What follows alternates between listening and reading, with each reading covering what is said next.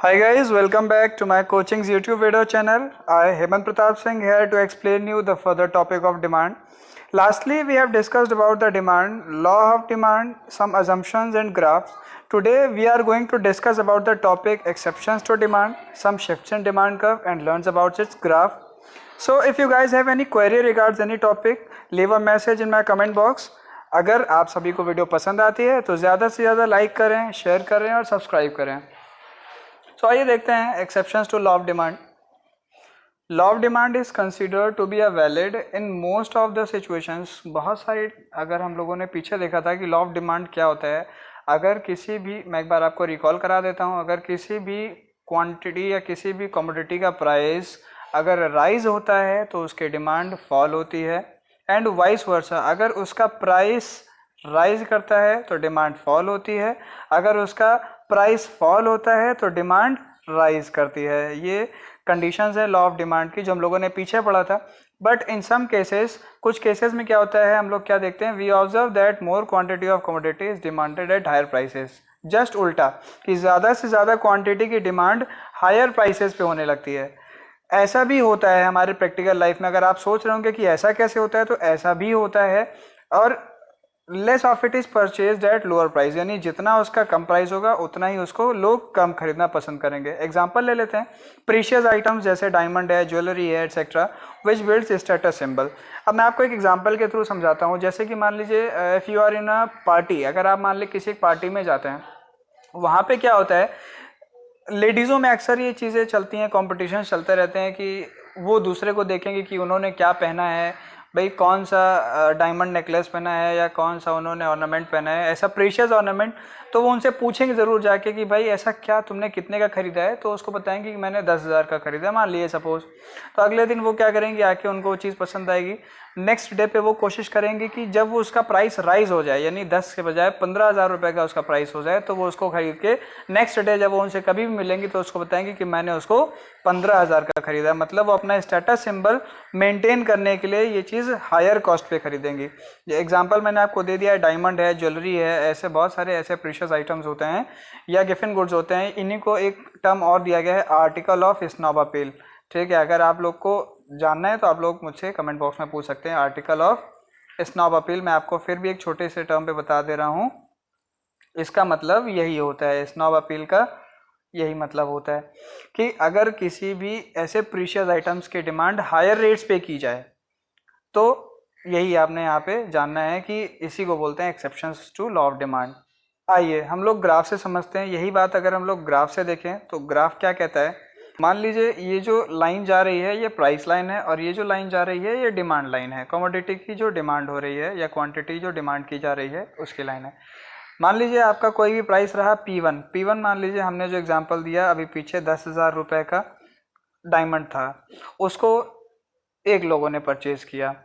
जब उसका प्राइस 10,000 था तब उसको खरीदने के लिए एक लोग थे।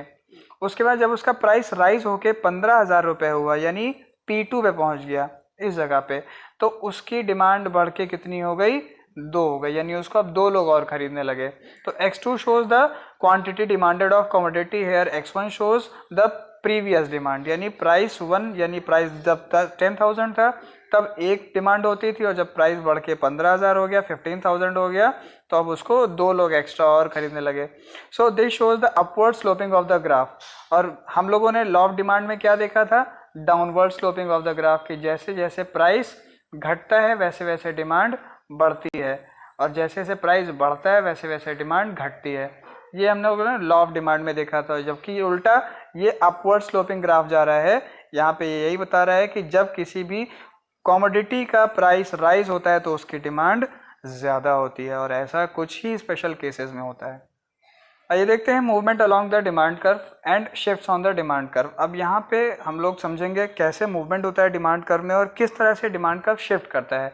कर्व हम लोग इसलिए मैक्सिमम कर्व के बारे में पढ़ेंगे क्योंकि आपके एग्जाम्स में ज़्यादातर कर्व ही पूछा जाता है। अगर आप पेपर्स उठा के देख लें तो लास्ट 10 ईयर्स के पेपर्स में आपको मैक्सिमम क्वेश्चंस ग्राफ बेस पे ही मिलेंगे, और इकोनॉमिक्स में अगर ग्राफ नहीं समझा तो फिर इकोनॉमिक्स का मतलब ज़ीरो। आइए सबसे पहले पढ़ते हैं मूवमेंट इन डिमांड में, डिमांड कर्व में। Extension in demand first and second is contraction in demand. Extension in demand क्या होता है, आइए देखते हैं।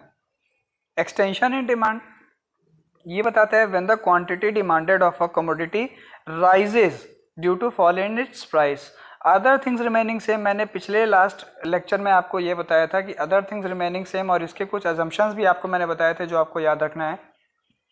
उसी के बेसिस पे एक्सटेंशन इन डिमांड यहाँ पे क्या कहता है, जब किसी भी क्वांटिटी ऑफ कमोडिटी या किसी भी क्वांटिटी ऑफ कमोडिटी कह लीजिए या कमोडिटी की डिमांड बढ़ने लगती है due to fall in prices, called as extension in demand. अभी आगे हम लोग इस चीज़ को ग्राफ से देखेंगे कैसे समझेंगे।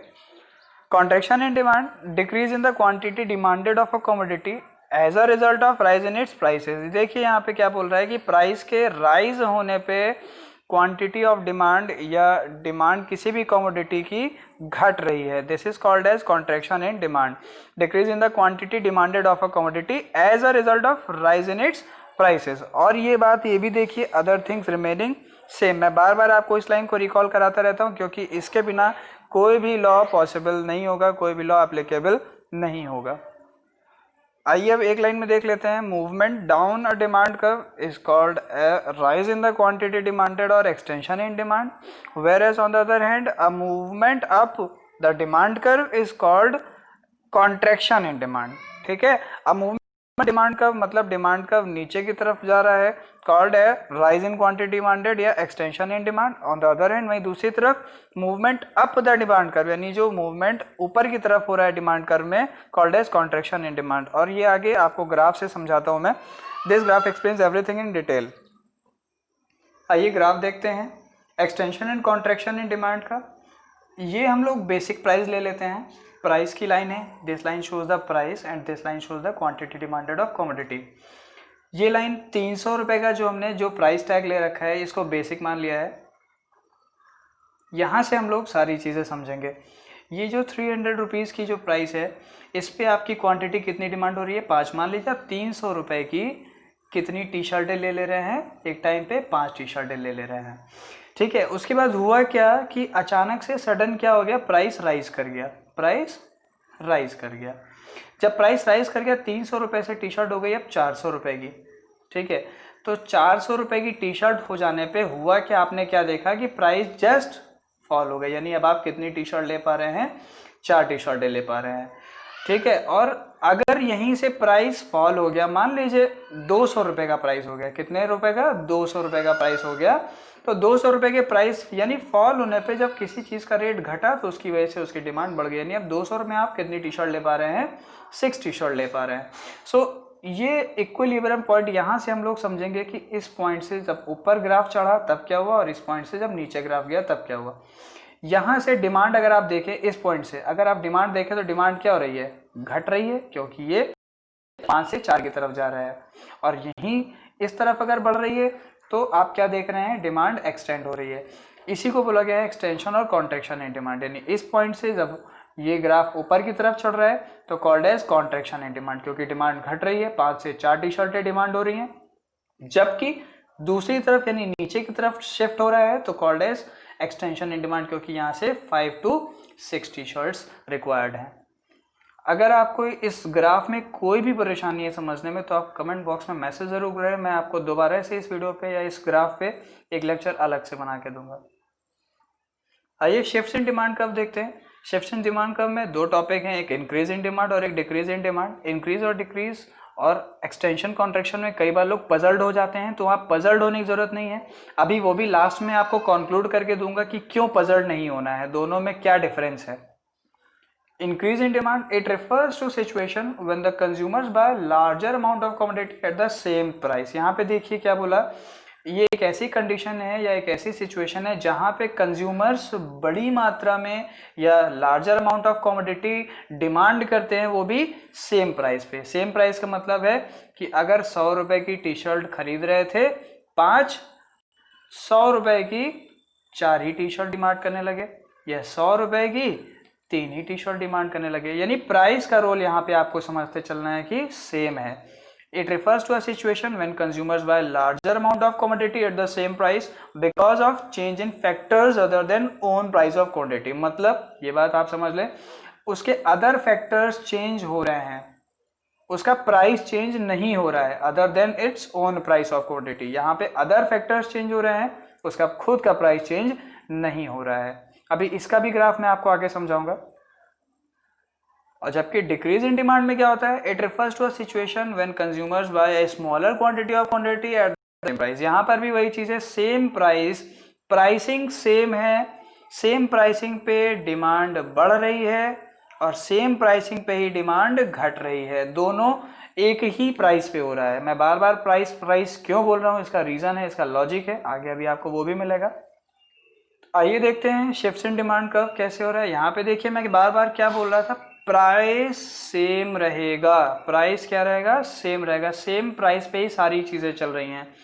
4,000 रुपए पे आप 5 टी शर्टें खरीदते थे, 4,000 रुपए पे आप 4 टी शर्टें खरीद रहे हैं, 4,000 रुपए पे आप 6 टी शर्टें खरीद रहे हैं, तो प्राइस का रोल सेम है। हम लोग मेन इस पॉइंट से समझेंगे। इस पॉइंट से अगर इधर की ओर बढ़ते हैं तो देख रहे हैं आप क्या डिमांड में इंक्रीमेंट हो रहा है, और जबकि इस पॉइंट से आप इधर देख रहे हैं तो डिमांड में क्या हो रहा है, डिक्रीमेंट हो रहा है। यानी पहले 5 लेते थे, अब 4 टी शर्ट ले रहे हैं, तो called as decrease in demand. और यही 5 से अगर 6 टी शर्टों की डिमांड कर रहे हैं तो called as increase in demand.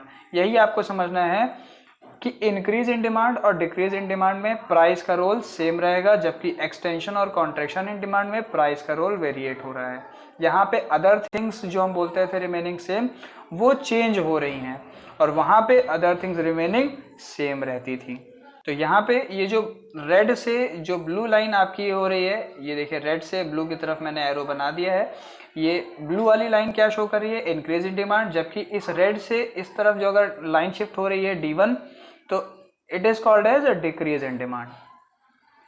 अच्छा, increase in demand, decrease in demand, extension in demand, contraction in demand. अब ये देख लेते हैं इंक्रीज और डिक्रीज, एक्सटेंशन एंड कॉन्ट्रैक्शन, दोनों में फर्क क्या है या दोनों में पूछा क्या जाता है।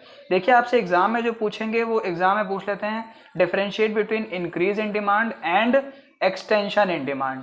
अब आपसे एग्जाम में क्वेश्चन ये पूछेंगे, ना कि इंक्रीज डिक्रीज और एक्सटेंशन कॉन्ट्रैक्शन, आपसे ये पूछा जाएगा। अगर ये चीज आपको समझना है तो यहाँ पे आपको एक चीज समझना होगा बहुत अच्छे से कि एक्सटेंशन इन डिमांड और कॉन्ट्रैक्शन इन डिमांड में प्राइस का रोल वेरिएट करता है।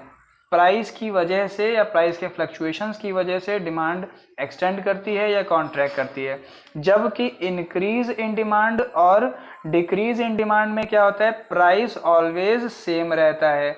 बाकी अदर थिंग्स जो रिमेनिंग सेम होते थे या अदर फैक्टर्स वो ऑलवेज चेंज होंगे। इतना आपको मोटा मोटा समझना है और एग्जाम्स में आपसे यही पूछा जाता है। तो नेक्स्ट टॉपिक आपको अगली वीडियो में मिलेगी, तब तक के लिए थैंक यू।